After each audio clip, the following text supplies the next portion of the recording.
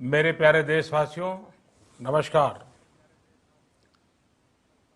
Corona के खिलाफ लड़ाई में जनता कर्फ्यू से लेकर आज तक हम सभी भारतवासियों ने बहुत लंबा सफर तय किया है। समय के साथ आर्थिक गतिविधियों में भी धीरे धीरे तेजी नजर आ रही है। हम में से अधिकांश लोग अपनी जिम्मेदारियों को निभाने के लिए, फिर से जीवन को गति देने के लिए रोज घरों से बाहर निकल रहे हैं। त्योहारों के इस मौसम में बाजारों में भी रौनक धीरे धीरे लौट रही है, लेकिन हमें ये भूलना नहीं है कि लॉकडाउन भले चला गया हो, वायरस नहीं गया है। बीते 7-8 महीनों में प्रत्येक भारतीय के प्रयास से भारत आज जिस संभली हुई स्थिति में है, हमें उसे बिगड़ने नहीं देना है और अधिक सुधार करना है। आज देश में रिकवरी रेट अच्छी है, फैटेलिटी रेट कम है। भारत में जहां प्रति 10 लाख जनसंख्या पर करीब 5,500 लोगों को कोरोना हुआ है, वहीं अमेरिका और ब्राजील जैसे देशों में ये आंकड़ा 25,000 के करीब है। भारत में प्रति 10 लाख लोगों में मृत्यु दर 83 है, जबकि अमेरिका, ब्राजील, स्पेन, ब्रिटेन जैसे अनेक देशों में ये आंकड़ा 600 के पार है।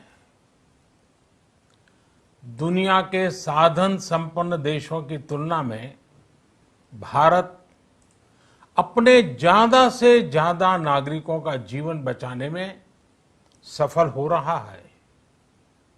आज हमारे देश में कोरोना मरीजों के लिए 90 लाख से ज्यादा बेड्स की सुविधा उपलब्ध है। 12,000 क्वारंटाइन सेंटर्स है।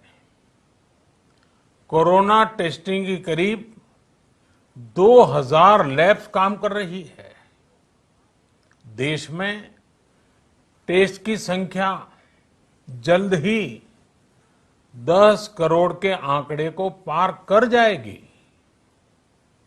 कोविड महामारी के खिलाफ लड़ाई में टेस्ट की बढ़ती संख्या हमारी एक बड़ी ताकत रही है। सेवा परमो धर्म के मंत्र पर चलते हुए हमारे डॉक्टर, हमारे नर्सिस, हमारे हेल्थ वर्कर्स, हमारे सुरक्षाकर्मी और भी सेवा के भाव से काम करने वाले लोग इतनी बड़ी आबादी की निस्वार्थ सेवा कर रहे हैं। इन सभी प्रयासों के बीच ये समय लापरवाह होने का नहीं है। ये समय ये मान लेने का नहीं है कि कोरोना चला गया या फिर अब कोरोना से कोई खतरा नहीं है। हाल के दिनों में हम सब ने बहुत सी तस्वीरें, वीडियो देखे हैं जिनमें साफ दिखता है कि कई लोगों ने अब सावधानी बरतना या तो बंद कर दिया है या बहुत ढिलाई ले आए हैं। ये बिल्कुल ठीक नहीं है।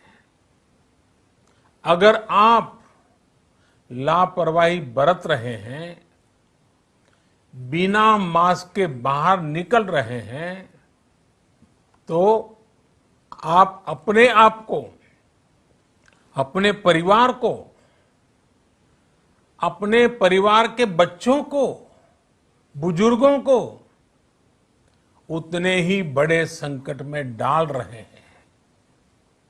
आप ध्यान रखिए, आज अमेरिका हो या फिर यूरोप के दूसरे देश, इन देशों में कोरोना के मामले कम हो रहे थे, लेकिन अचानक से फिर से बढ़ने लगे हैं और चिंताजनक वृद्धि हो रही है। साथियों, संत कबीरदास जी ने कहा है, पक्की खेती देखी के गर्व किया किसान, अजहू जोला बहुत है, घर आवे तब जान।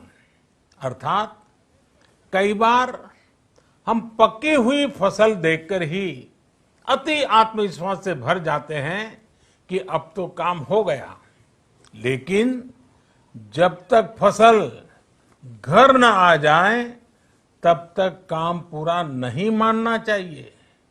यही कबीरदास जी कह के गए हैं। यानी जब तक सफलता पूरी न मिल जाए, लापरवाही नहीं करनी चाहिए।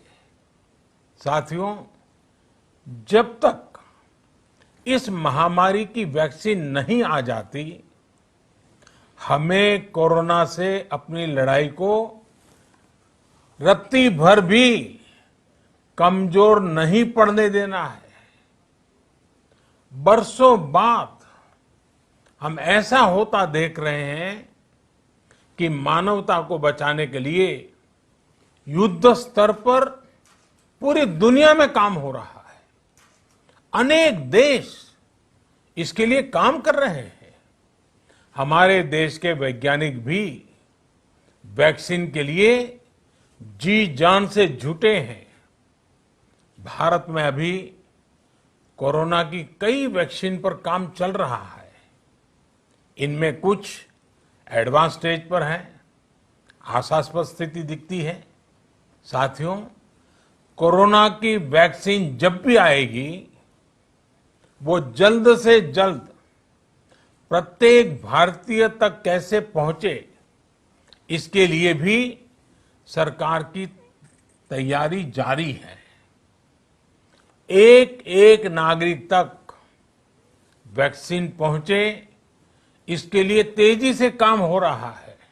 साथियों, रामचरितमानस में बहुत ही शिक्षाप्रद बातें हैं, सीखने जैसी बातें हैं, लेकिन साथ साथ अनेक प्रकार की चेतावनियां भी हैं।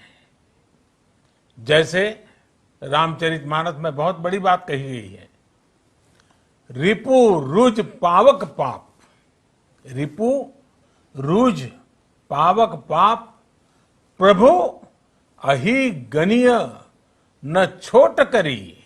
अर्थात आग, शत्रु, पाप यानी कि गलती और बीमारी, इन्हें कभी छोटा नहीं समझना चाहिए। जब तक इनका पूरा इलाज न हो जाए, इन्हें हल्के में नहीं लेना चाहिए। इसलिए याद रखिए, जब तक दवाई नहीं, तब तक ढिलाई नहीं। त्योहारों का समय हमारे जीवन में खुशियों का समय है, उल्लास का समय है। एक कठिन समय से निकलकर हम आगे बढ़ रहे हैं। थोड़ी सी लापरवाही हमारी गति को रोक सकती है, हमारी खुशियों को धूमिल कर सकती है। जीवन की जिम्मेदारियों को निभाना और सतर्कता, ये दोनों साथ साथ चलेंगे, तभी जीवन में खुशियां बनी रहेगी।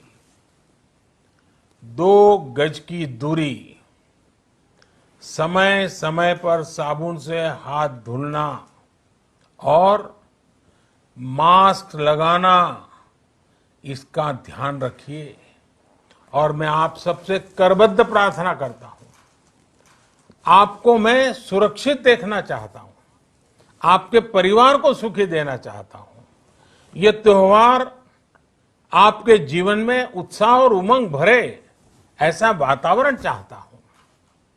और इसलिए मैं बार बार हर देशवासी से आग्रह करता हूं।